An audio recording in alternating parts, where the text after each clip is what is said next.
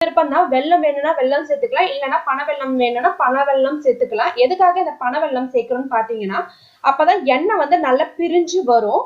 அதுக்கப்புறமா முக்கியமா ஏன் இதை சேர்க்கிறாங்கன்னு பாத்தீங்கன்னா நாள் பட்டாலும் அந்த எண்ணெயில இருந்து சிக்கு வாடை அடிக்காம இருக்கிறதுக்காக தான் இந்த பனவெல்லமோ இல்லைன்னா வெல்லம் சேர்க்கணும்னு சொல்றது. அடுத்தது எதுக்காக இதை சேர்க்கிறாங்கன்னு பாத்தீங்கன்னா அந்த எள்ளு புண்ணாக்கு வந்து நல்லா பைண்ட் ஆகி அந்த புண்ணாக்குல இருந்து பிரிஞ்சு அந்த எண்ணெய் வரும்.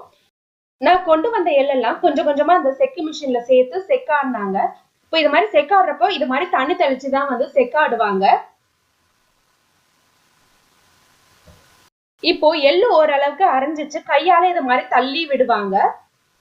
100 கிலோ எள்ளுக்கு உங்களுக்கு 10 கிலோ வெல்லம் தேவைப்படும். உங்களுக்கு வந்து பனவெல்லம் சேர்த்து இது மாதிரி செக்காடணும்னா நீங்க 100 கிலோ எள்ளுக்கு 10 கிலோ பனவெல்லம் கொடுத்து இது மாதிரி செக்காடிக்கலாம். அதாவது 10 கிலோ எள்ளுக்கு 1 கிலோ வெல்லம் தேவைப்படும்.